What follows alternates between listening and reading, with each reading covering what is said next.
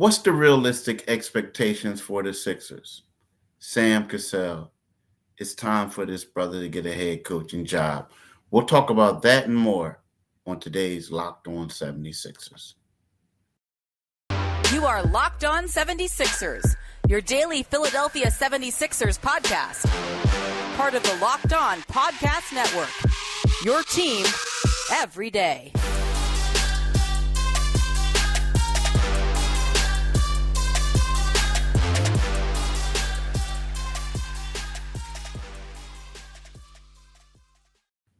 Today's episode is brought to you by PrizePicks. First-time users can receive 100% instant deposit match up to $100 with promo code LOCKEDON. That's PrizePick.com, promo code LOCKEDON. Thanks for making Locked On 76ers your first listen every day. We are free and available wherever you get your podcasts and on YouTube. Part of the Locked On Podcast Network, your team every day.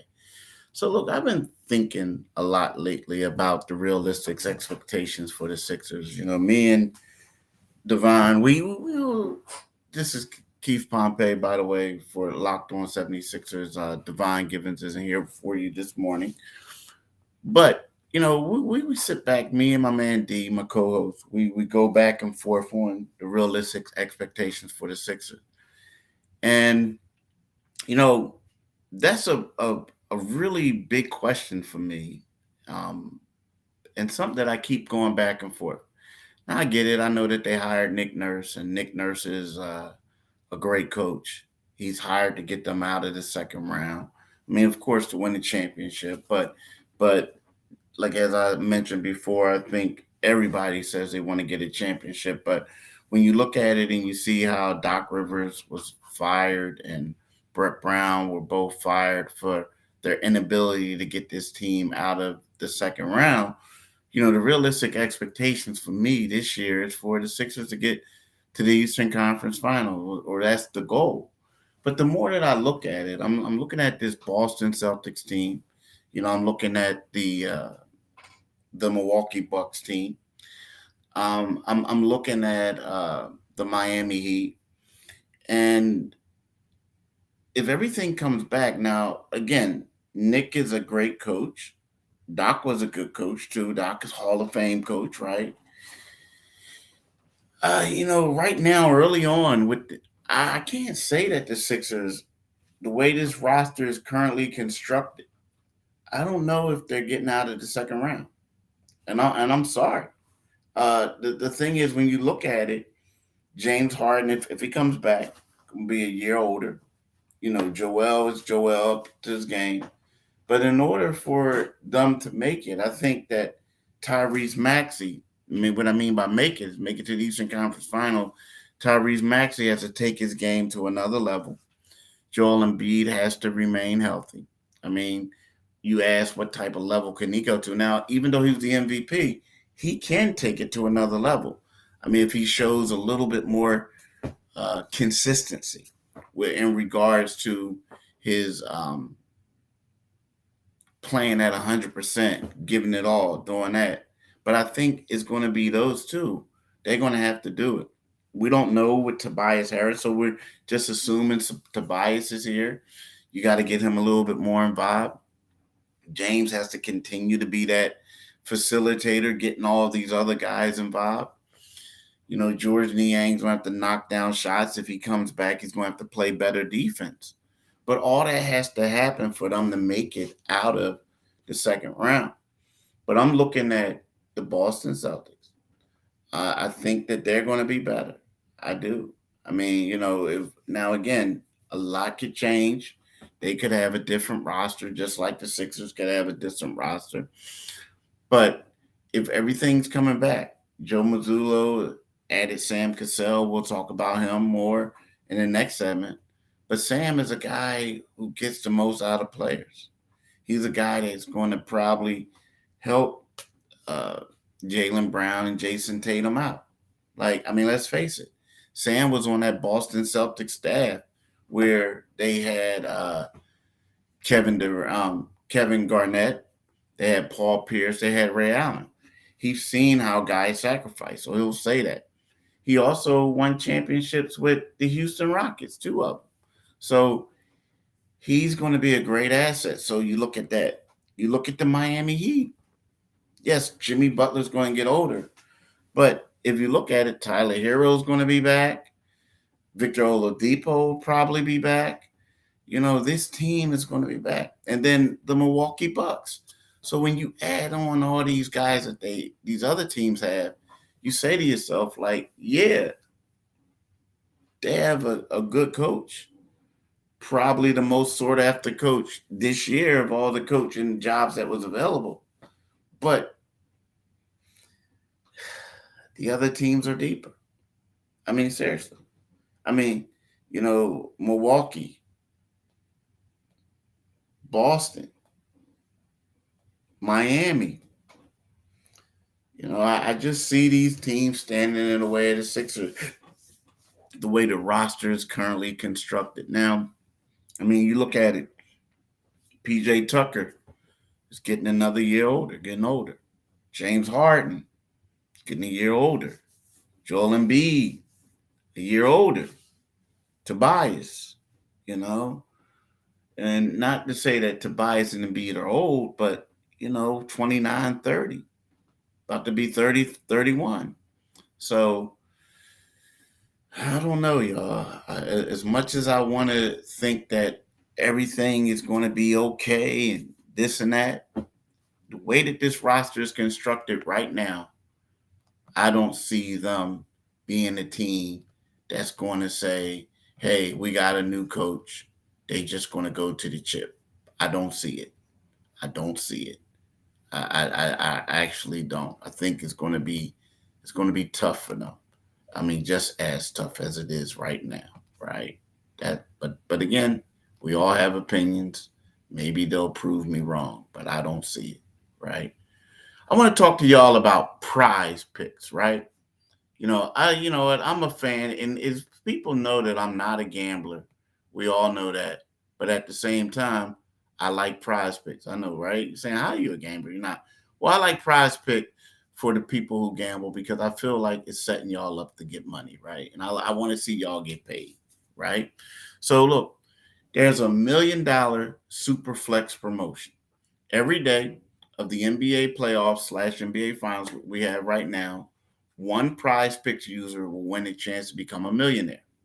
One entry placed after 8 a.m. Eastern Time will be randomly selected each day. Whoever placed that entry will be given a 6 picks flex with the following payouts: 6 correct picks, 1 million; 5 correct picks, 80,000; 4 correct picks, 16,000. Full details can be found at prizepicks.com/million. You must opt in at this link to be eligible for the $1 million entry. Once you opt in, all you have to do is play the game like normal and you could be a lucky winner, right? So, like normal, what I'm doing is I'm picking Nikola Jokic to score more than 26.5 points. I'm picking Jimmy Butler to have more than 5.5 rebounds, right? I'm picking Kyle Lowry to have less than 6.5 assists. And I'm picking Duncan Robinson to have more than 3.5 three-pointer made, right? So how does this work? You pick 2 to 6 players, and if they will go score more or less than their prize pick projections, you can win 25 times your money on any entry. There's no competing against other people. It's just you and the projections available. Prize Pick offers projections on any sport that you watch, right? So, right, entries can be made in 60 seconds or less. It's that easy. Safe and fast withdrawals. Currently operational in 30 states and Canada. Download the Prize Pick app or go to prizepicks.com to sign up and play daily fantasy sports. First time users can receive a 100% instant deposit match up to $100 with the promo code locked on. If you deposit $100, Prize Picks will give you 100.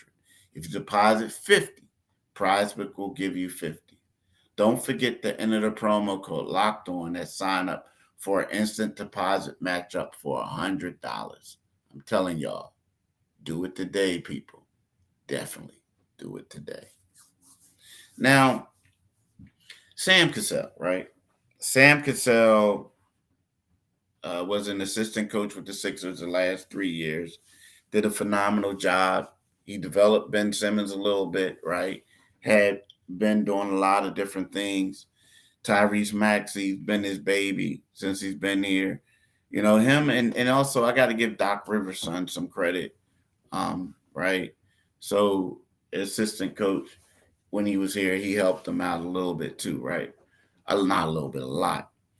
But when you look at Sam Cassell, he was great development coach. John Wall, a lot of guys, the list goes on and on and on and on. And you look at Sam and you keep saying to yourself, like, Sam keeps interviewing for these jobs, but he doesn't get the job, he doesn't get the head coaching job, right? He interviews. And sometimes you say to yourself, like, why y'all keep doing this to the brother? Like, seriously, why do y'all keep like saying, okay, Sam, come out here, we want you to interview, knowing you're going to give it to someone else? But at the same time, I'm waiting for that opportunity for him because I know that he's going to be a great coach. Now, again, you might say to yourself, does he need a veteran coach next to him? A guy who's been there before, a guy who can, you know, when it comes down to tough decisions, he can like talk it over with him. But in regards to command of the room, Sam has it. He's a player that all the players respect. He does all types of things. You know, you look at guys like Ty Lue, somebody gave him a chance, right? Cleveland gave him a chance. Hell of a coach. Heck of a coach. You look at Chauncey Billups. Portland gave him a chance, right? It's time for people to give my man a chance, right? Sam Cassell. You know, it is because he's great. Now, I'm excited for him. I'm not excited for the Sixers, but I'm excited for him to see what he's going to do in Boston. The thing about Boston, when we look at the Boston Celtics, a phenomenal team, right? With their two stars. They play AAU basketball, though. It's kind of like your turn, my turn, your turn, my turn. And I think the guys genuinely like each other. I do. But it seems like Jason Tatum and Jaylen Brown, they gotta be more fluid. Like both of them need to play together, play great at the same time. And I think that's what Sam is there for. I mean, like I said before, he was with the 2008 Boston Celtics. That was the first time in a while. I mean, first real, like everybody gives like uh the Miami Heat credit, right? They say, "Oh, look at the Heat when they did it." But the first time they had the super team, to me, you know, and you know, they had it before. Like, look at the Houston Rockets, the old Houston Rockets with Barkley and all them and Portland, you know, things like that. But this 2008 team had three Hall of Famers. They were all destined to be Hall of Famers before they even merged. Ray Allen, KG, Paul Pierce. Then they had a phenomenal bench, but they all bought in. And, you know, we talk about that, right? We talk about that. You know, Doc gets a lot of credit for it, but Sam was a player on that team. So he's solid. He knows everything. He knows the ins and outs. So with that being said, like it's time, you know, he's going to be great for the Boston Celtics. He really is. But it's time for my brother to get a chance. It really is. I do. I believe he needs to go out there and show what he can do. Now again, you know, you would hate for him to probably have to go the college route, right? Um, because sometimes I feel like when coaches go the college route, in my opinion, I think it like takes them off the market a little bit. It does. You know, look at Jerry Stackhouse. Jerry Stackhouse, when he was in the G League, he for the Toronto team, he was a phenomenal coach. The man, everybody gave him credit. The man. And then all of a sudden he goes to Vandy. And don't get me wrong, he's doing great things at Vandy. But you want to, you know, it's like, it seems like, okay, well, he's in college. Well, we're going to give it to somebody else because he's in college, right? They don't talk about him anymore. Aaron McKee. When Aaron McKee was assistant with the Sixers, he was one of the great young basketball minds. And then he goes to Temple, his alma mater, and now while he was there, you didn't hear about him as much. And then Temple struggled. It wasn't his fault. Temple, they got to upgrade the NIL deals, man. Temple, if y'all listening, upgrade y'all NIL deals, right? So it's one of those things where I feel like we forget about these guys when they go to college, and I don't want that to happen to Sam. Like, Sam could have taken a Temple job. He didn't want it, right? But we know he's interviewed for the head coaching job at Boston before, the Houston Rockets a couple times. He's had other jobs at Utah. He interviewed there and the other ones. But it just seems like these teams know exactly what they want and who they're going to get. But they want to bring Sam in for an interview. And I'm just hoping and praying that my man gets an opportunity, because I'm telling you, he's going to be a phenomenal coach. A phenomenal coach. I mean, he has the utmost respect from the players.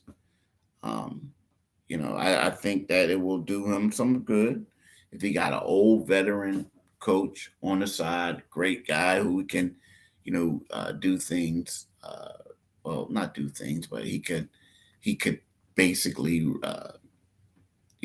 get some advice from or run things by him in the heat of the moment, so to speak. But it's time to give my man Sam a job.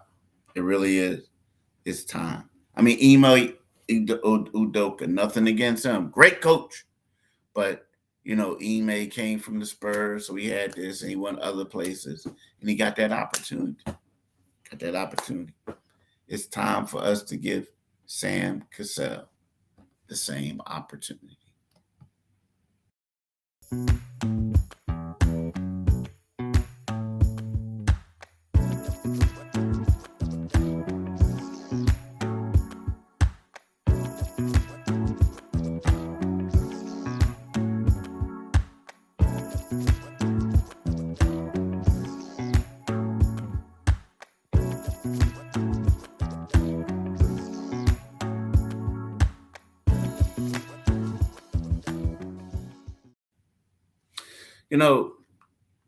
One thing I want to talk to y'all about is like this summer. It's kind of bizarre, right? It's weird that the Sixers don't have a draft pick, right? I mean, when I think of the 76ers, and I think it is like in my first couple of years, like I covered the team for 10 years. I just completed my 10th season of covering this team.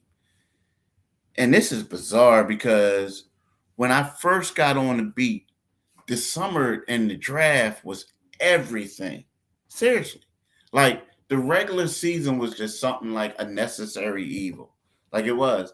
And then the lottery would come, and that was like the crazy part. Like, oh, what pick are they going to get? And then the draft would come. And I remember there were times where we were all staked out, literally.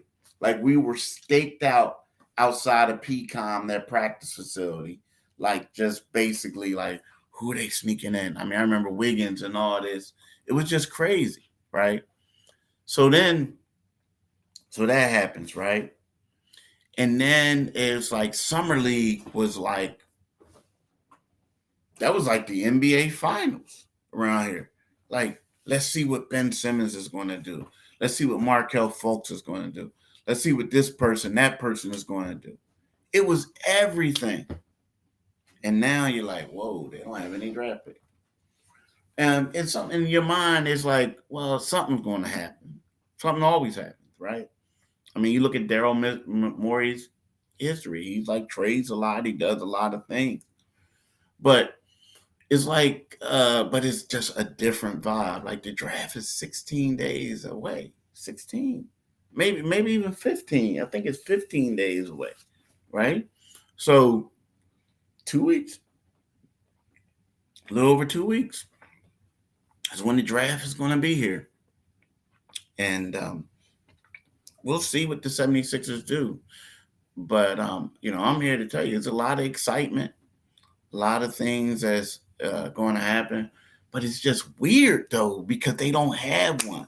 I mean, a lot of excitement from other teams, but it's weird to me But something keeps telling me Daryl's going to do something. They're going to make something happen. But I'm also excited to see what this summer league team is going to do. Like I want to see what Matt McClung does. I want to see with Jaden Springer, excuse me, is able to do if he's a part of the summer league team. I assume that he will be. Um, some of these two-way guys, Lewis King, stuff like that. But it's crazy. I'm really looking forward to. Look, I thank you guys for listening to today's podcast. I'll be back with D in a couple days. Um, but you can follow Divine Givens. You can follow him on Twitter at Divine G 975. You can listen to him on 97.5 FM radio. You can follow me on Twitter at Pompey on Sixers, and you can read my articles at Inquirer.com. I want to thank y'all for listening and have a great day. Peace.